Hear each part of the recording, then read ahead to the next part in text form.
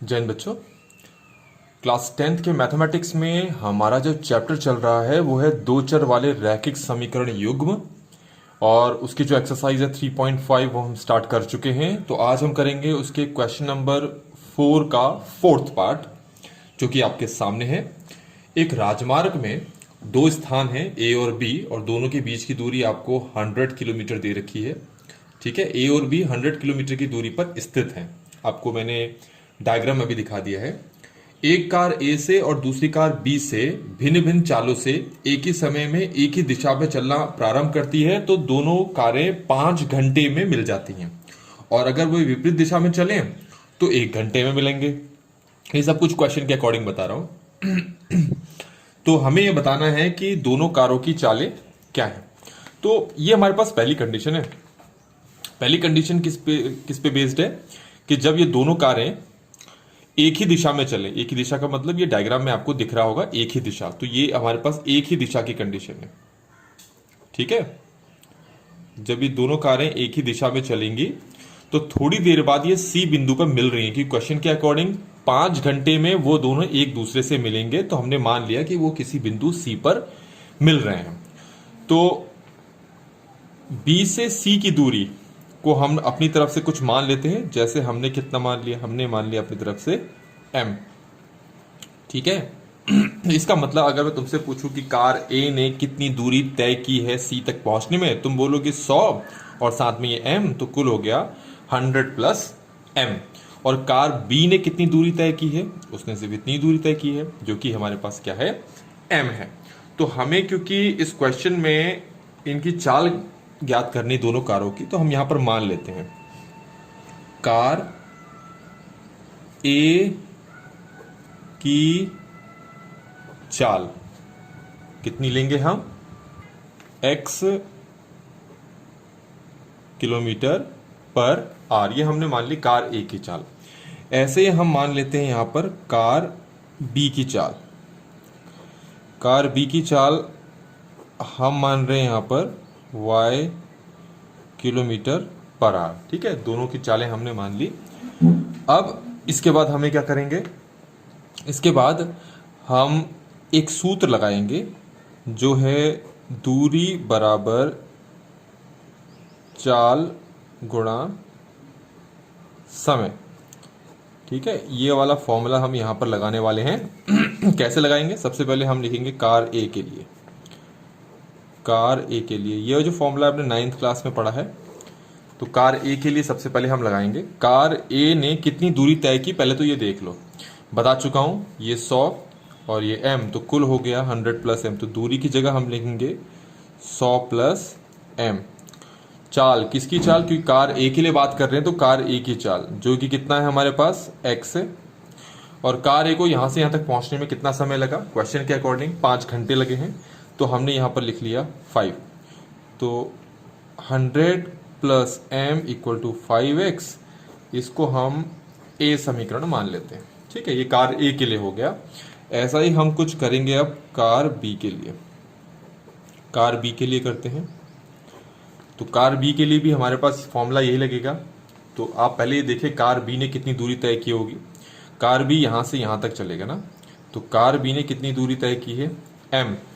तो दूरी के स्थान पर कार बी के लिए क्या आ जाएगा, m इक्वल टू चाल, क्योंकि कार बी के लिए कर रहे हैं तो कार बी की चाल कितनी है, y, गुणा कार बी को कितना समय लगा, 5 घंटे।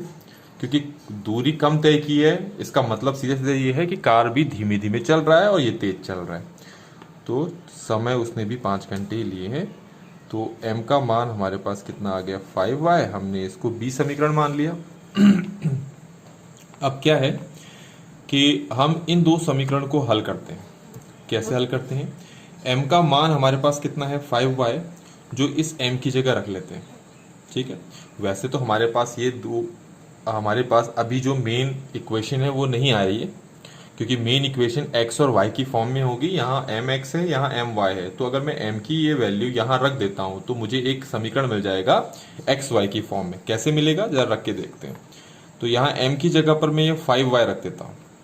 तो मैं ऐसे लिखता हूँ m इक्वल टू 5y को समीकरण ए पर रखने पर, ठीक है। तो इसकी जगह आ जाएगा 100 प्लस ये हो जाएगा 5y इक्वल टू 5x। आप देख सकते हो इसमें जितने भी पद हैं सारे पद 5 से डिवाइड हो सकते हैं। तो मैं सबको 5 से अगर डिवाइड कर दूं, इसको 5 से डिवाइड करूं तो ये जाएगा 20, इसको 5 से डिवाइड कर दूं तो ये जाएगा y, इसको 5 से डिवाइड कर दूं तो ये हो जाएगा x। मतलब मैंने सबको 5 से ऐसे काट दिया, ये कट गया, ये कट गया और ये 20 आ गया। y को अगर मैं यहाँ शिफ्ट करता हूँ तो मेरे पास आता है 20 बराबर x माइनस वाई। तो बच्चों इस तरीके से हमारे पास ये आया है हमारा फर्स्ट समीकरण, पहला समीकरण अब हमारे पास बना है। तो अब हम देखते हैं हमारा दूसरा समीकरण कैसे बनेगा। बच्चों ये है हमारे पास डायग्राम जब दोनों कारें विपरीत दिशा में चल रही हैं। तो आप देख सकते हैं दोनों कारों के दिशाएं दिखा रखी है मैंने यहाँ। तो ये कारें ऐसे चल रही हैं इस तरीके से। तो थोड़ी देर में ये कारें सी पर मिल रही हैं। तो हमें ये पता है कि ये जो दूरी है ये 100 किलोमीटर है, ये हमें पहले से पता है क्योंकि कंडीशन वही है। तो क्योंकि जब ये दोनों कारें एक दूसरे की तरफ चलेंगी तो थोड़ी देर में सी पे मिल रही हैं, तो ये हमें नहीं दे रखा है कि ये दूरी कितनी है। तो अपनी तरफ से ये दूरी हम n मान लेते हैं, ठीक है। तो ये दूरी तो कार A तय करेगा। अगर B यहाँ से चलना स्टार्ट करता है, वो भी C तक पहुंचता है, तो वो कितनी दूरी तय करेगा। सिंपल सी बात है, 100 में से ये वाला हिस्सा माइनस कर दो तो ये वाला हिस्सा बचेगा। तो ये वाला हिस्सा होगा आपका 100 माइनस n, और ये दूरी किसने तय की है, ये कार B ने तय की है। ये चीज़ आपको ध्यान में रखनी है। अब हम स्टार्ट करेंगे फिर से वही सूत्र। कौन सा है हमारा, दूरी बराबर चाल गुणा समय, distance equal to speed into time.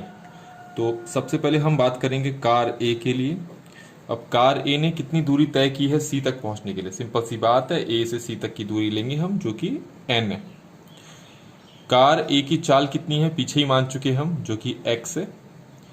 और कार ए जो है वो कितना समय लेगा यहाँ से यहाँ तक पहुंचने में। सिंपल है, क्वेश्चन में दे रखा है आपको 1 घंटा लेगा। कार ए को यहाँ से तक पहुंचने में 1 घंटा लगेगा, कार बी को यहाँ से तक पहुंचने में 1 घंटा लगेगा। तो ये 1 लिख लिया मैंने।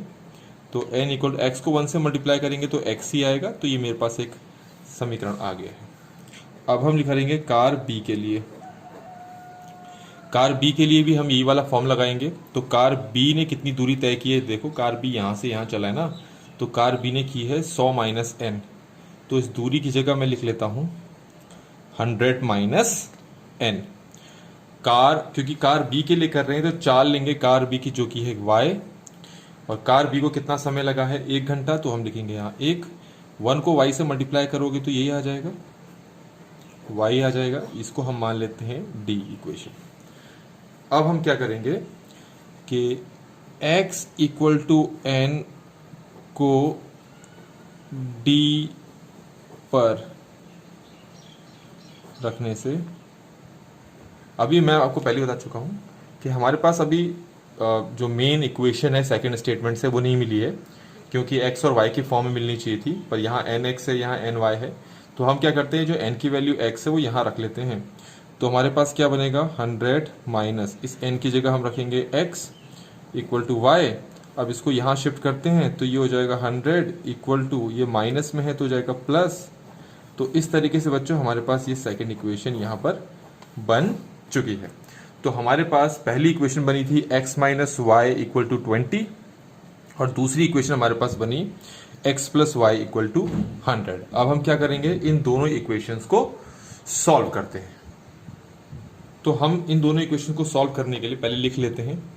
एक था x minus Y equal to 20, और दूसरा हमारे पास आया x plus Y equal to 100।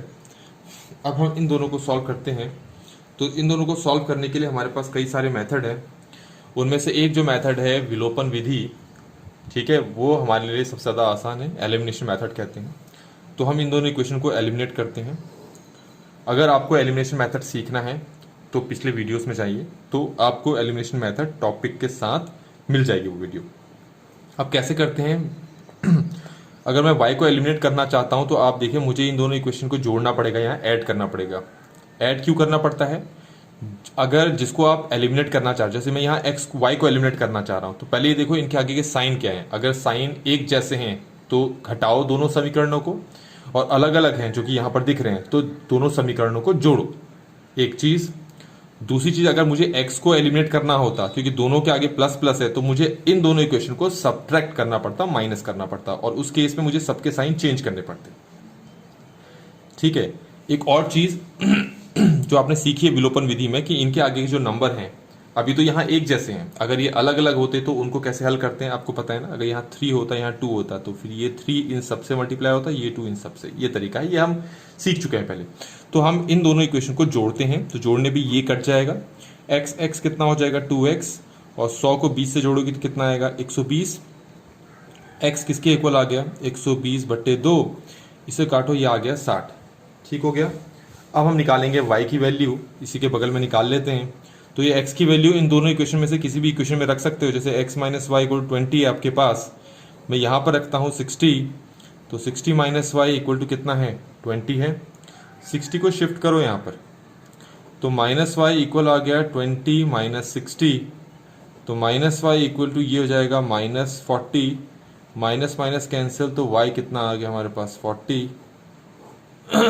तो ये हमारे पास y किसकी चाल है, कार बी की, और x किसकी चाल है, कार ए की। तो हमारे पास ये क्वेश्चन यहाँ पर कंप्लीट होता है बच्चों। अगर वीडियो अच्छी लगी हो तो शेयर जरूर करें, लाइक करें, और चैनल को सब्सक्राइब जरूर जरूर जरूर करें। Thank you so much. जय हिंद।